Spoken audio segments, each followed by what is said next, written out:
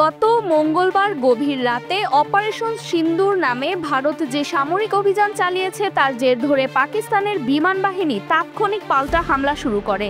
দুই দেশের পাল্টাপাল্টি হামলায় অনেক মানুষ নিহত ও আহত হয়েছে। এ সময় ভারতের 5টি যুদ্ধবিমান ভূপাতিত করা হয় বলে দাবি করেছে পাকিস্তান। পাকিস্তানের এক জ্যেষ্ঠ কর্মকর্তা জানিয়েছেন, দুই দেশের বিমানের মধ্যে প্রায় 1 ঘন্টা ডগ ফাইট হয়। আর এই যুদ্ধকে আধুনিক সময়ের সবচেয়ে বড় এবং দীর্ঘ ডগফাইট হিসেবে অভিহিত করেছেন তিনি জানিয়েছেন, পাকিস্তানের 125টি যুদ্ধবিমান পাল্টা হামলায় অংশ নেয়, তবে দুই দেশের কোনো বিমানই একে অপরের অংশে প্রবেশ করেনি। পাকিস্তান ও ভারতীয় বিমানের মধ্যে 160 কিলোমিটার দূর থেকে মিসাইল ছোড়ার ঘটনা ঘটেছে।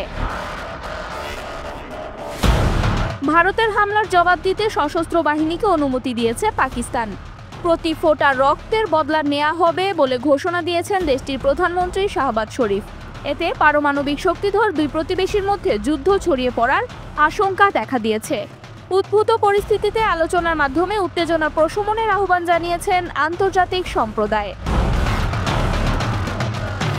Mehjabin Khanam, revolution 24 international desk.